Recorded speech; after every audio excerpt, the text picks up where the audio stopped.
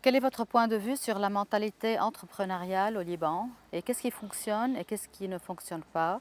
Et qu'est-ce qui pose le plus de problèmes, à votre avis? Vous savez, le Liban est un pays d'entrepreneurs. Ce n'est pas quelque chose de récent, c'est quelque chose qui vient depuis des centaines, voire des milliers d'années.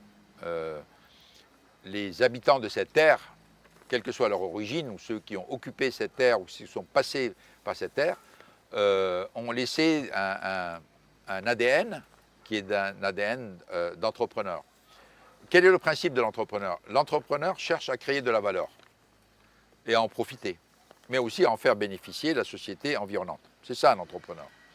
C'est pas quelqu'un qui suit forcément des règles existantes, c'est pas quelqu'un qui va suivre, c'est pas quelqu'un qui a envie de se fonctionnariser ou de s'employer, c'est quelqu'un qui a envie de créer de la valeur. Alors, soit en créant une entreprise, soit en participant dans le cadre d'une entreprise, soit en créant un nouveau produit ou un nouveau service. Ça, c'est dans l'ADN du Libanais. Et le Libanais est prêt à l'exercer dans son pays, il est prêt aussi à l'exercer à l'extérieur du pays. Donc, alors, vous me dites finalement, mais alors, le Liban devrait être un pays prospère. Cet entrepreneuriat ou cette force, cette richesse d'entrepreneuriat, elle est handicapée par beaucoup de conflits politiques. Elle est aussi handicapée par le fait que cette terre est une terre dans laquelle l'unité n'a jamais été un point fort, dans laquelle il y a toujours eu des divisions.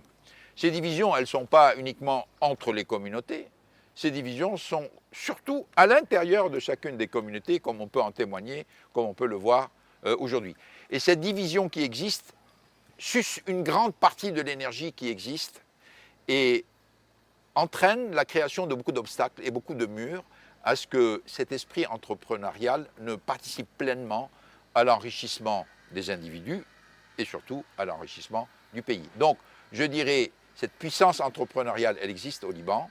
Malheureusement, tout ce qui fait partie de la communauté, que ce soit le système politique, que ce soit les conflits, que ce soit les divisions entre les communautés ou à l'intérieur des communautés, représente un handicap à cette expression totale de l'entrepreneuriat libanais.